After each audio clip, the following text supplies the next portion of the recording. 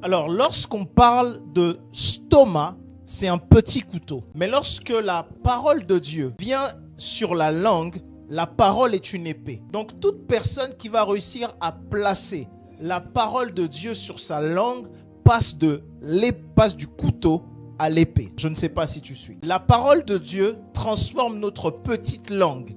Là où on était faible en langue, on devient plus fort en langue.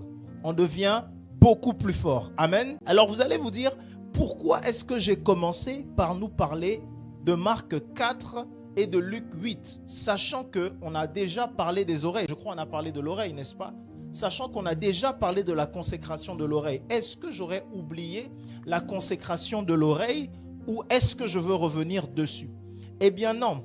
Simplement, il y a un lien, biologiquement parlant, entre l'oreille et la langue. C'est-à-dire que biologiquement parlant, l'oreille et la langue sont liées par des nerfs et sont liées par certaines cordes équivalentes. C'est-à-dire que si on te fait, il y a certaines chirurgies de l'oreille qui peuvent avoir un impact sur votre goût, sur le goût de la langue. En gros, ton oreille peut définir ta capacité à goûter ou même ta capacité à parler.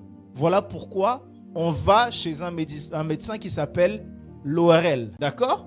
Ça a ainsi un impact sur ce qu'on entend peut avoir un impact sur la langue, comme ce qu'on a dans la bouche peut avoir un impact sur les oreilles. Qui a déjà eu quelquefois mal aux dents? Et qui sait que des fois le mal de dents donne aussi mal aux oreilles, n'est-ce pas?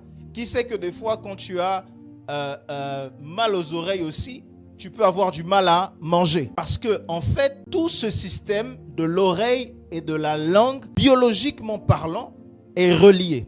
C'est connecté.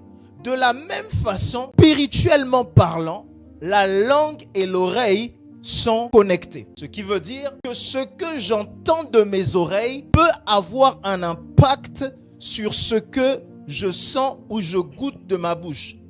Ainsi, ce que j'entends peut changer même ce que je ressens.